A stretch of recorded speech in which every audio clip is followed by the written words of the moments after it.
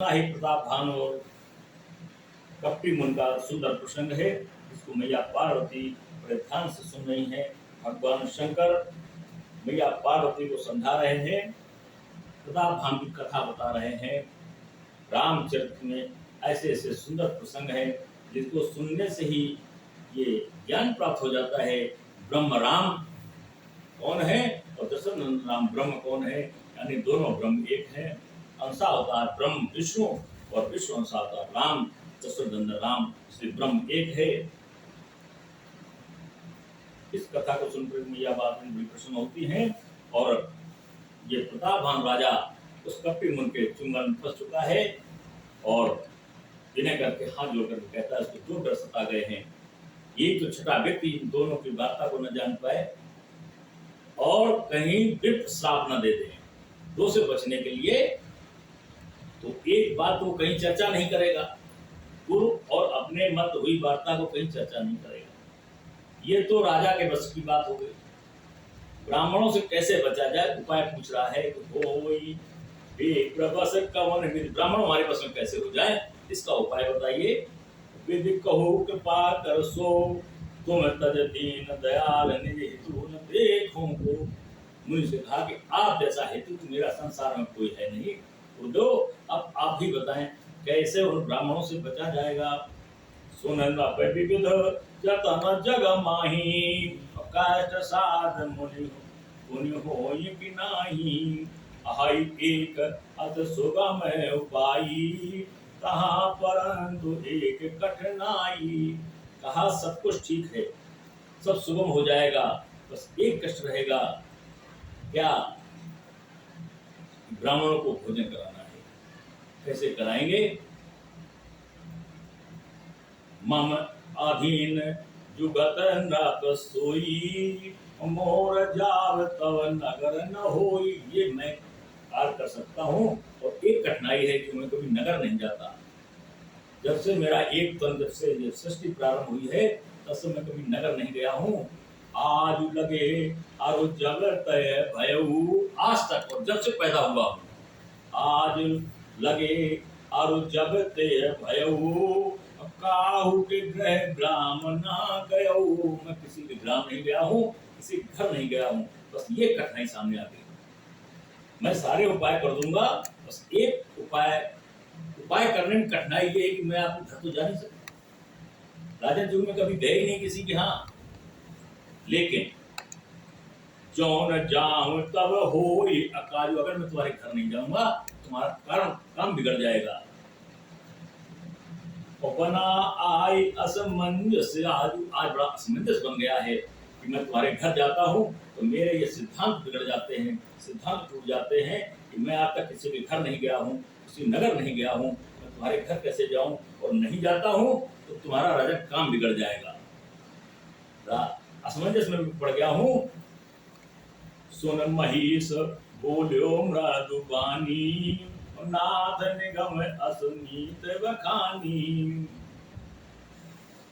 राजन हाथ जोड़ खड़ा है अपने साथ में, कहता प्रभु ऐसा वेद पुराण, ऐसी नीतियां हैं कि ऐसी परिस्थितियों में गुरुजनों को, बड़ों को क्या करना चाहिए।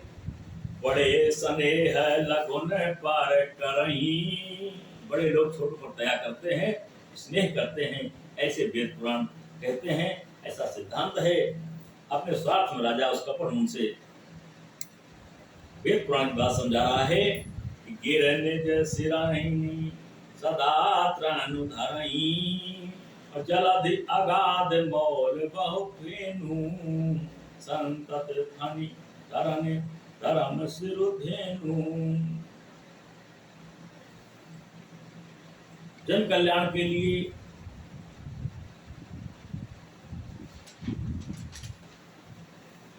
शेष नाग पृथ्वी को अपने सर पर धारण किए हुए हैं।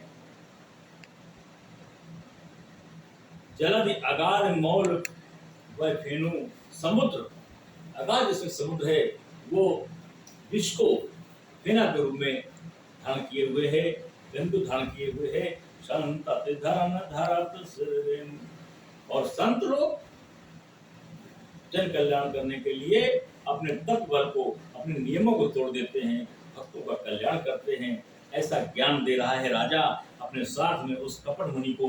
और कपट मुनि कपट से राजा को विध्वंस करना चाहता है, अपना बदला लेना चाहता है। इस राजा ने हमको हमारा राज्य छीना है, मैं इसे इसको भी राजहीन कर दूंगा। लेकिन उसने अपने प्रेम जाल में फंसा करके, अपने मकर जाल में ऐसा फंसा रखा है कि आज ये लड़के नहीं लेकिन छक से ये विजय प्राप्त करने जा रहा है। अस कही कहे नरेश पद स्वामी हो कृपालु, मोहि लाग दुख सहित प्रभु सज्जन दीन दयाल। राजा ने पैर पकड़ रखे हैं, हमको कृपा करिए। सज्जन लोग हर समय दया करते हैं, आप हमारे दिन दयाल हैं। जान न पही आपन आदीना, बोला तापस कपट प्रवीणा। जब कपट मुनि ने देखा कि राजा मेरे अधीन हो गया है, तब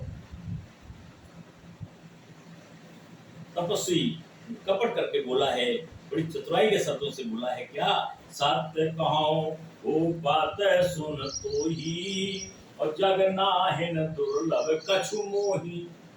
राजन, तुम्हारी भक्ति को देखकर मैं प्रसन्न हूँ। ऐसा कोई जग में कार्य नहीं है जो मेरे द्वारा संभव नहीं हो सकता है, जो तुम्हारे लिए मैं सब कुछ करने को तैयार हूँ। योग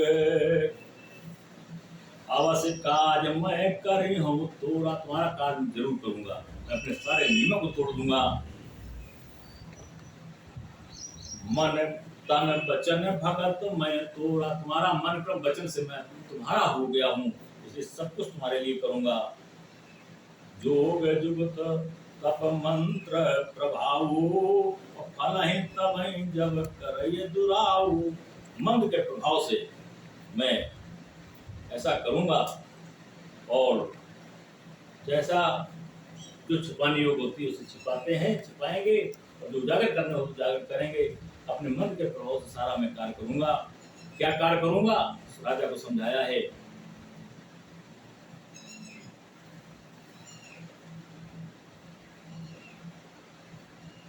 जो नरेश मैं करूं रसोई, तेरा रसोई मैं बनाऊंगा।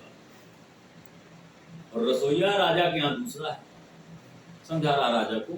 जो नरेश मैं करूं रसोई, और तुम परसो मोहि जान न कोई। तुम परोसना ताकि कोई जान न पाए कि मैं कौन हूं।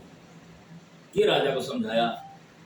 अब राजा ने कहा तो बड़ी समस्या है कि अब मैं उस रसोईया को कैसे हटाऊं। कह रहा है, अन्न सो जोई जोई भोजन करई, सोई सोई तब आयुष अनुसर। जो जो तुम्हारा भोजन करेगा वो तुम्हारे अधीन हो जाएगा, सारे ब्राह्मण तुम्हारे अधीन हो जाएंगे।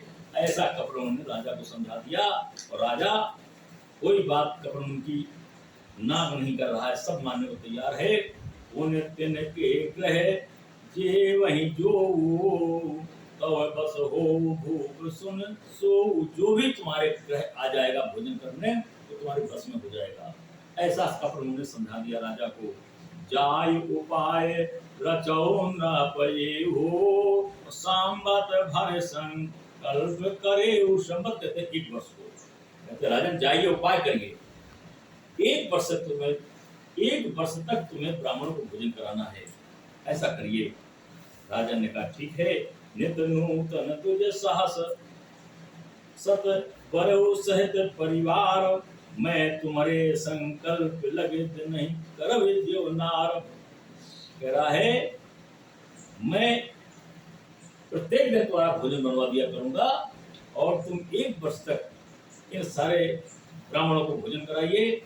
बस इनको आमंत्रित करिए, परिवार सहित आमंत्रित करिए, ताकि सभी तुम्हारे बस में हो जाए। ऐसा राजा ने समझाया है। आज कपट मुनि और प्रताप भानु के मध्य की वार्ता समय सीमा पर है। 1 घड़ी आधी मिनट पुण्याद तुलसी संग प्रसाद की हरि कोट अपराध। 2.5 मिनट 24 मिनट की 1 घड़ी होती है। हम लोग 30 मिनट सत्संग किए हैं, यानी 1.25 घड़ी सत्संग किए हैं। और ऐसा सत्संग सौभाग्य से मिलता है, और जिनको मिलता है वही सौभाग्यशाली है, जिनको नहीं मिलता है वो भाग्यशाली है। और भगवान का 2 बार नाम, भगवान से प्रार्थना, और इसी जगह सत्संग का विश्राम। प्रियानंद कंद भगवान की जय। पूरे श्री कृष्ण भगवान की जय।